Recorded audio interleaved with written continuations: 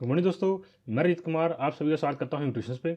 आज हम पढ़ेंगे 15 जनवरी से 21 जनवरी तक के वीकली करंट अफेयर्स जो आपके SSC, CGL, CHSL, banking, railway, NTPC, state exams और यूपीएससी के लिए बहुत ही महत्वपूर्ण है। इसलिए आपने हमारे चैनल को अभी तक सब्सक्राइब नहीं करा है तो चैनल सब्सक्राइब करें, साथ ही बेल आइकन जरूर दबाएं जिससे कि आपको हमारी वीडियोस की नोटिफिकेशन मिलती रहे। और हमारे टेलीग्राम चैनल को भी ज्वाइन करें, यहाँ आपको सभी वीडियोस की नोटिफिकेशन और पीडीएफ मिल जाएगी। आपको पीडीएफ हिंदी और इंग्लिश दोनों लैंग्वेज में मिल जाएगी, वही फ्री में। ठीक है, तो चलिए शुरू करते हैं आज के पहले क्वेश्चन से। आज का पहला क्वेश्चन ये रहा, मिस यूनिवर्स 2023 का खिताब किसने जीता है? तो सही आंसर इसमें आपका है option A, R Bonny Gabriel. जी हाँ, आर बोनी गैब्रियल जी ने जीता है मिस यूनिवर्स 2023 का खिताब। आप देखते हैं ये यूएसए की हैं, ये आप दिखाई दे रहे हैं, ये फर्स्ट नंबर पर रही हैं। इन्होंने जीता है क्या, मिस यूनिवर्स का टाइटल। वहीं सेकंड नंबर पर ये रही हैं। ठीक है, और को क्या इनका नाम क्या है सेकंड नंबर पर? इनका नाम है आपका अमांडा डुलमेल। ठीक है, ये इनका सेकंड नंबर। और ये कहाँ की हैं? सॉरी, वेनेजुला की रहने वाली हैं ये। और वहीं जो थर्ड नंबर पर रही हैं वो रही हैं आपके ये अंद्रीना मार्टेज। ठीक है, ये एंड्रीना मार्टेज नाम है। ये कहाँ की हैं? ये डोमिनिक रिपब्लिक की हैं। ठीक है, चलिए आपको जानकारी दें आगे कि ये 71st मिस यूनिवर्स 2022 हुआ था जिसमें अमेरिका की आर बोनी ने जीता है। वहीं इनको जो खिताब है वो खिताब जो आप जानते हैं वो होता है ना, मुकुट होता है जो जो मुकुट है वो किसने बनाया? वो मुकुट बनाया है 2021 की मिस यूनिवर्स। इनका नाम है हरनाज कौर सिद्धू, जो कि भारत की। इन्हें खिताब, ये आपका कहने का मेडल वो होता है, खिताब वो बना है इन्हें। वहीं आपका देख सकते हैं यहाँ आपको बता रखा है कि इसकी फर्स्ट रनर रही हैं वो वेनेजुला की अमांडा डुल्डा मिल रही हैं। और वहीं सेकंड रनर रही हैं डोमिनिकन रिपब्लिक की एड्रीना मार्टेज। ठीक है, वहीं आपको देख सकते हैं 2022 में आप जानते हैं अभी आरबोनी यूएसए जीती है, 2021 में हरनाज सिंधु और 2020 में कौन थी? एंड्रिया मेजा। चलिए आगे बढ़ते हैं। बैंकॉक ओपन टेनिस टूर्नामेंट किस देश में आयोजित किया गया है? तो सही आंसर आपका है ऑप्शन बी, थाईलैंड। जी हाँ, थाईलैंड के अंदर आयोजित किया गया था बैंकॉक ओपन टेनिस टूर्नामेंट। ठीक है, इसमें भारत ने जीता है। कौन सा? डबल में जीता हमने, डबल में हमने टाइटल जीत लिया, अपना नाम कर लिया है। तो आपको बता दें थाईलैंड के नोथबुरी में आयोजित बैंकॉक ओपन टेनिस टूर्नामेंट हुआ था। कहाँ? इसमें यूकी भावरी और साकेत माइनेनी ने भारतीय जोड़ी ने ये खिताब जीता है। चलिए आगे बढ़ते हैं। किस राज्य में सोल ऑफ स्टील चैलेंज शुरू किया गया है? तो सही आंसर आपका है ऑप्शन सी, उत्तराखंड। जी हाँ, उत्तराखंड में शुरू किया गया है आपका कौन सा? सोल ऑफ स्टील आपका चैलेंज शुरू किया गया है। सोल ऑफ स्टील आपका चैलेंज है क्या? सोल ऑफ स्टील आपका ये चैलेंज है, वो इसमें आपको सहन शक्ति चेक करता है कि आपकी कितनी सहन शक्ति है कि आप ऊंचाई, मतलब हाई एल्टीट्यूड पे जाके, बहुत ज़्यादा ऊंचाई पे जाके, पहाड़ों के गहरी ऊंचाई पे जाकर जहाँ पे आपका ऑक्सीजन लेवल बहुत कम होता है, वहाँ आपका रिस्पॉन्स कैसा रहता है, ये पूरा चेक करा जाता है। इसे क्या नाम है, क्लॉक ग्लोबल द्वारा चलाया जाता है, जो कि इंडियन आर्मी के सपोर्ट के साथ चलाया जाता है। ये आप समझिए कि सेम तरह का होता है जैसे आयरन मैन ट्राइथॉन होता है। इसमें देखा होगा कि बहुत लंबी रेस होती है, 100 किलोमीटर से ऊपर की रेस होती है, आपको चैलेंज होता है पूरा वो क्रॉस करना होता है। सेम उसी तरह से ये आपका सोल ऑफ स्टील चैलेंज है। ठीक है, ये आपका 14 जनवरी को लॉन्च हो गया था। ठीक, इसमें टोटल 12 भारतीय पार्टिसिपेंट रहे हैं और 6 इंटरनेशनल टीम रही हैं, जिनकी जो एज थी वो 18 से 30 साल के बीच में रही है। चलिए आगे और बताएं जानकारी में। तो ये जो पूरा काम है, मतलब आप जो कह रहे हैं ये पूरा शुरू करा है, ये शुरू करा हमारे मेजर विवेक जैकब द्वारा शुरू किया गया है, जो कि एक एक्स पैरा स्पेशल फोर्सेस के ऑफिसर रह चुके हैं, या रिटायर हो चुके हैं। इन्होंने 14 साल अपनी सर्विस दी थी भारतीय सेना के अंदर। अब ये क्या नाम है, ये 14 साल सर्विस देने के बाद इन्हें जो कॉम्बैट साइड ड्राइव होता है उसकी इंजरी कारण इन्हें मेडिकल रिटायरमेंट दे दिया गया था। ठीक है, तो इन्होंने ये पूरा आइडिया जो पूरा है ये मेजर विवेक जैकब द्वारा ही पूरा आइडिया बनाया गया पूरा। ठीक है, चलिए ये पूरा जानकारी दे रखी है। चलिए आगे बढ़ते हैं। राष्ट्रीय खादी महोत्सव 2023 किस राज्य में आयोजित किया जा रहा है? तो सही आंसर आपका है ऑप्शन डी, मध्य प्रदेश। जी हाँ, मध्य प्रदेश के अंदर आयोजित किया जा रहा है कौन सा? खादी महोत्सव फेस्टिवल 2023। आप देखते हैं ये फोटोज का, और ये 13 जनवरी से लेकर 23 जनवरी तक मनाया जाएगा। ठीक है, चलिए आगे बढ़ते हैं। कौन सी राजनीतिक पार्टी विश्व पूर्ण डिजिटल पार्टी बन गई है? मतलब वो आपकी कौन सी पार्टी बन गई जो वर्ल्ड की फुल्ली डिजिटल पार्टी हो गई है? तो सही आंसर इसमें आपका है ऑप्शन सी, बीजेपी। जी हाँ, भारतीय जनता पार्टी विश्व की पहली ऐसी पार्टी, वो फुल्ली डिजिटल पार्टी बन गई है। ठीक है, वर्ल्ड की फुल्ली डिजिटल पार्टी बन गई। इसका मतलब क्या है? फुल्ली डिजिटल का मतलब हो गया कि आपका जितना भी काम होगा वो पूरा डिजिटल होगा, मतलब सारा काम ऑनलाइन होगा। आप समझ लीजिए कोई भी पेपर वर्क नहीं होगा इसके अंदर अब। ठीक है, चलिए आगे बढ़ते हैं। किस राज्य में सहर्ष विशेष शिक्षा कार्यक्रम शुरू किया गया है? तो सही आंसर आपका है ऑप्शन सी त्रिपुरा। जी हाँ, त्रिपुरा के अंदर आपका सहर्ष जो आपका विशेष शिक्षा स्पेशल एजुकेशन प्रोग्राम है वो शुरू किया गया है। आप देख सकते हैं फोटो, ये आपका फोटो, ये कब आयोजित किया गया था? ये आयोजित किया गया था कब? 49th जो आपका था 49th state level science mathematics and environment exhibition हो रहा था, तब ये आपका सहर्ष, ये है सहर्ष प्रोग्राम है, लॉन्च किया गया था। ये लगभग 40 स्कूलों में लॉन्च किया गया था अगस्त, मतलब 2022 के अगस्त में लॉन्च किया गया स्टार्टिंग में। स्टार्टिंग का प्रोग्राम कितना था? खाली 40 स्कूल से के अंदर। पर इसकी अब वो देखते हुए, इसका जो उसका जो आप देखते हैं इसकी जो ऊंचाइयाँ देखते हैं या फिर इसका जो सफलता देखते हुए सरकार ने क्या करा, अब इसे पूरे स्टेट में लागू कर दिया। मतलब सारी गवर्नमेंट कॉलेज और साथ ही एडेड जो गवर्नमेंट द्वारा सहायता प्राप्त स्कूल हैं उन सभी स्कूल में चलाएगा त्रिपुरा के अंदर। ये मिशन शुरू कर दिया गया है। ठीक है, चलिए आगे बढ़ते हैं। Irfan Khan life in movies पुस्तक किसने लिखी है? तो सही आंसर आपका है ऑप्शन ए सुब्रत गुप्ता। जी हाँ, सुब्रत गुप्ता जी ने एक पुस्तक लिखी है, इसके ऊपर इरफान खान के ऊपर लिखी है। ठीक है, इरफान खान है, ये आप देखते हैं, यही आप इनकी डेथ हो गई है और इन्हीं के ऊपर ये पुस्तक लिखी है।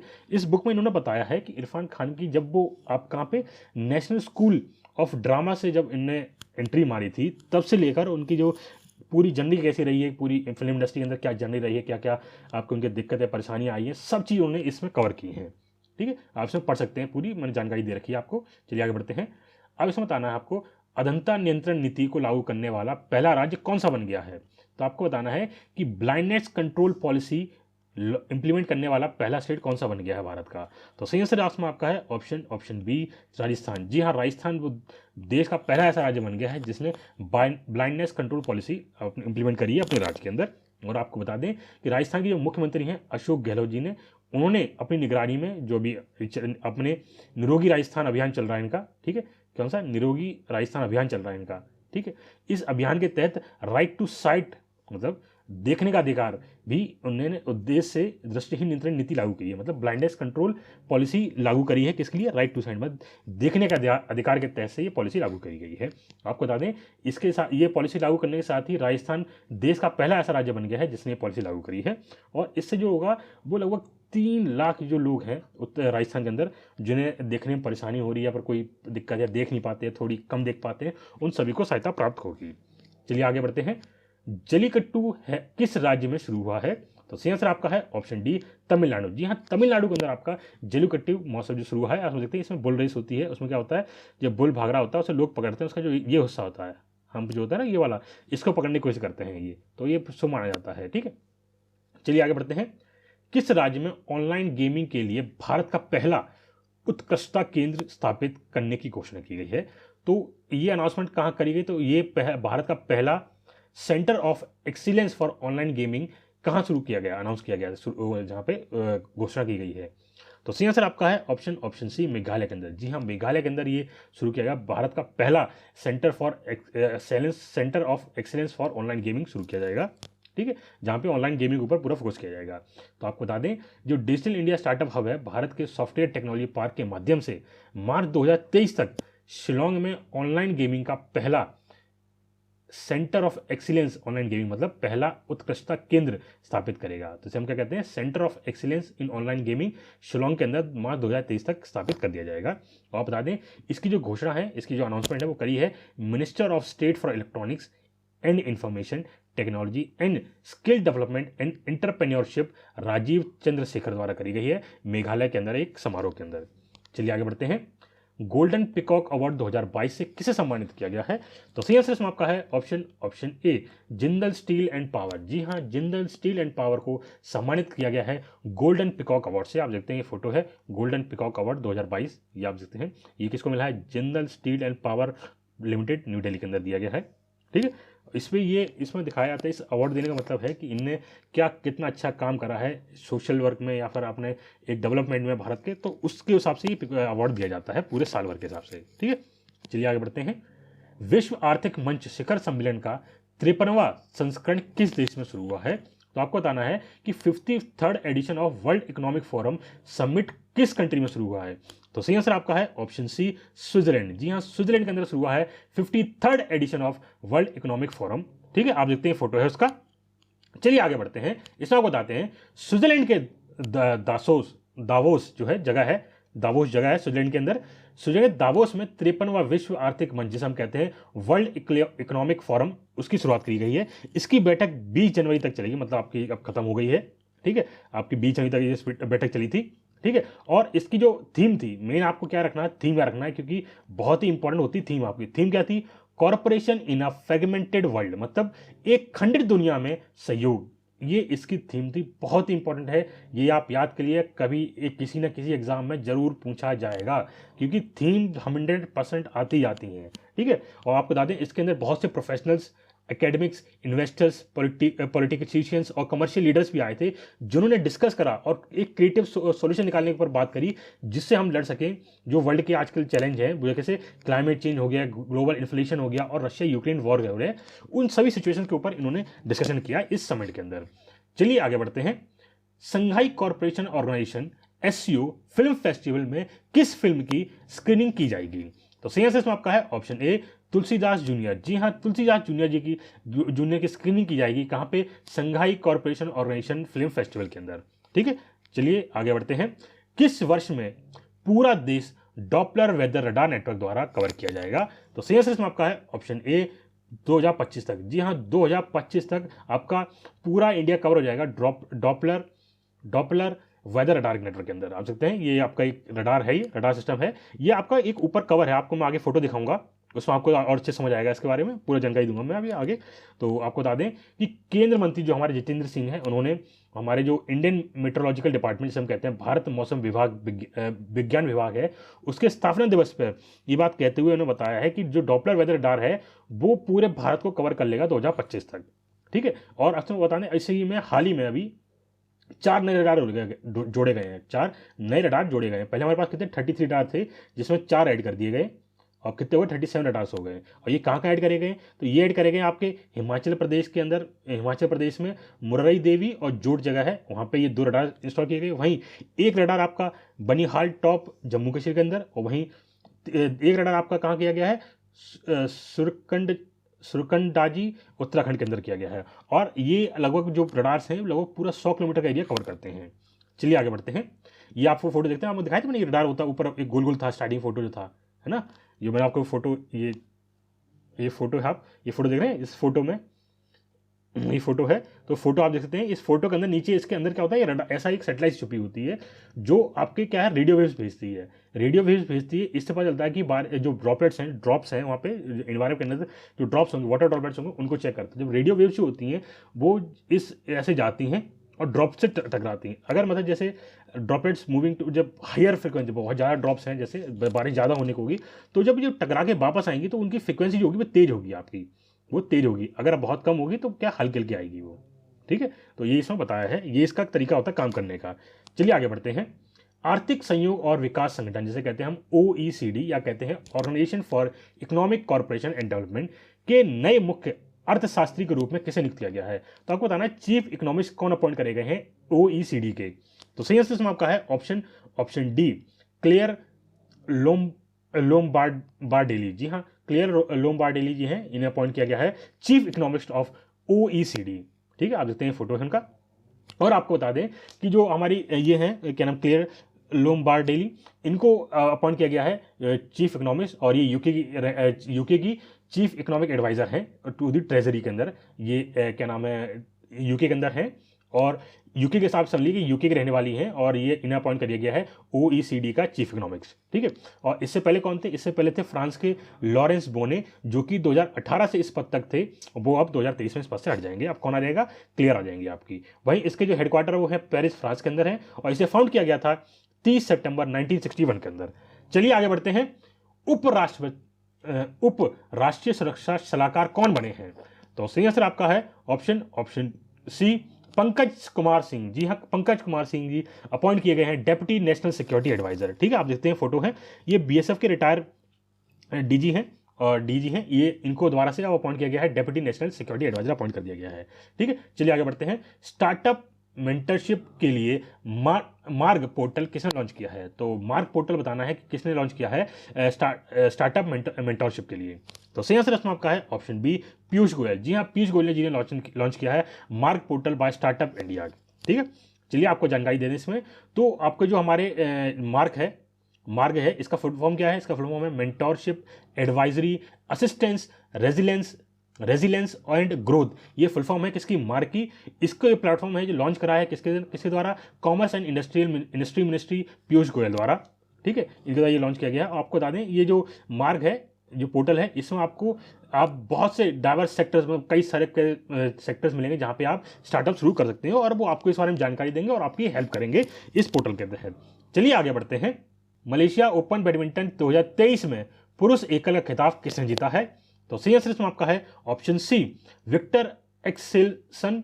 जो हाँ विक्टर एक्सेल्सन है, इन्होंने जीता है आपका मलेशिया ओपन बैडमिंटन 2023 का टूर्नामेंट, ठीक है। आप देखते हैं फोटो है उनका, और इन्हें प्राइस कितना मिला है? $87,500 का प्राइस मिला है इन्हें, ठीक है। चलिए आगे बढ़ते हैं। प्रधानमंत्री नरेंद्र मोदी ने किस राज्य में सांसद खेल महाकुंभ 2023 के दूसरे चरण का उद्घाटन किया है? तो सही आंसर इसमें आपका है ऑप्शन डी, उत्तर प्रदेश। जी हाँ, उत्तर प्रदेश के अंदर ये उद्घाटन किया गया है, ठीक है। आप देखते हैं फोटो है यहाँ, ये जो उद्घाटन है वो वीडियो कॉन्फ्रेंसिंग द्वारा किया गया है। इसके द्वारा नरेंद्र मोदी द्वारा करा गया है। इसमें बताया गया है कि प्रधानमंत्री नरेंद्र मोदी जी ने इसका उद्घाटन किया है आपका कहाँ पे? वीडियो कॉन्फ्रेंसिंग कैसे का नाम क्या है? सांसद खेल महाकुंभ 2022-23 ये लॉन्च किया गया है। और इसको कहाँ लॉन्च किया गया? इसको कहाँ लॉन्च किया है? बस्ती डिस्ट्रिक्ट उत्तर प्रदेश के अंदर लॉन्च किया है। किसके द्वारा? हरीश द्विवेदी द्वारा। कौन है ये हरीश द्विवेदी? कौन है हरीश द्विवेदी? हैं पार्लियामेंट MP ऑफ बस्ती 2021 से। चलिए आगे बढ़ते हैं। इसमें आपको बता दें, इसमें बहुत तरह के डिफरेंट गेम्स होते हैं, दोनों तरह के गेम है इसमें, इंडोर और आउटडोर। मतलब अंदर जो आपके घर के अंदर खेलने वाले इंडोर जो होते हैं, जो एक दीवार 4 दीवारी के अंदर खेले जा रहे हैं, और आउटडोर जो होते हैं जो बड़े ग्राउंड में, ओपन ग्राउंड में खेले जाते हैं। तो वो दोनों गेम्स इसके अंदर हैं। जैसे आउटडोर गेम्स कौन से हो गए आपके? कबड्डी हो गए, खो खो हो गया, बास्केटबॉल हो गया, फुटबॉल हो गया, हॉकी हो गया, वॉलीबॉल हो गया, हैंडबॉल हो गया, चेस हो गया। ये सभी आपके कौन से हो गए? आउटडोर गेम्स हो गए। वहीं इंडोर गेम्स की बात की जाए तो इसमें कौन कौन से आपके? ऐसे राइटिंग हो गई, पेंटिंग हो गई, रंगोली मेकिंग हो गई। ये इन सभी के तरीके ये इंडोर गेम्स हैं जो इस खेल महाकुंभ के अंदर होंगे। चलिए आगे बढ़ते हैं। ग्लोबल फायर पावर इंडेक्स में भारत का रैंक क्या है?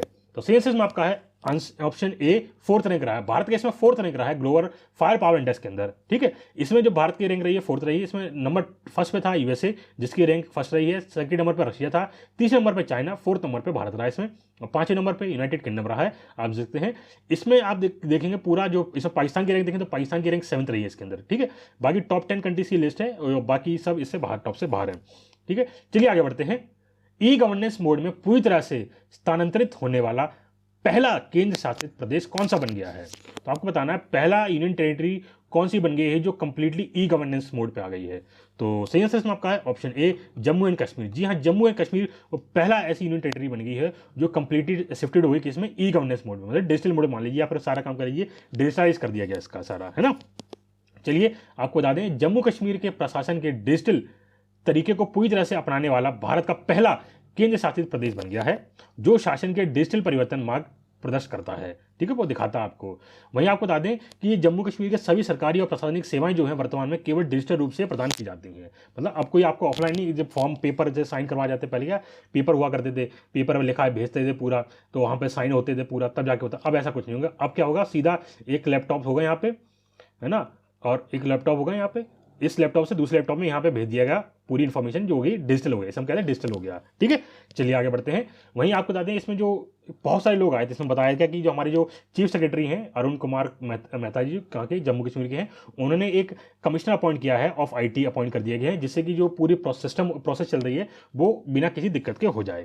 चलिए आगे बढ़ते हैं। बताते हैं LHS 475B नामक एक नए वहीग्रह मतलब एक्सोप्लैनेट की खोज किसने की है? तो सही आंसर इसमें आपका है ऑप्शन डी, नासा। जी हाँ, नासा ने इसकी खोज करी है। इसका नाम क्या है? LHS 475B, ठीक है। इसका ये एक्सोप्लैनेट है, इसकी खोज करी नासा ने। आपको ये जो नासा का जो नाम क्या है? जेम्स वेब स्पेस टेलीस्कोप है, इसके द्वारा ये खोज करी गई है, ठीक है। और इसने ये आपका पूरा ढूंढना है, ये ग्रह ढूंढना है, और इसकी जो दूरी है वो कितनी है? वो इसकी दूरी है पूरी 41 लाइटिंग ईयर्स की दूरी है, ठीक है। चलिए आगे बढ़ते हैं। अपनी आत्मकथा ऑन वेश्यंते कथा के लिए फेडरल बैंक लिटरेसी अवार्ड किसने जीता है? तो सही आंसर इसमें आपका है ऑप्शन बी, के वेणु। जी हाँ, के वेणु जी ने ये खिताब जीता है। कौन सा? Federal bank literacy award. आप देखते हैं ये के वेणु जी हैं, इन्होंने ये अवार्ड जीता है, ठीक है।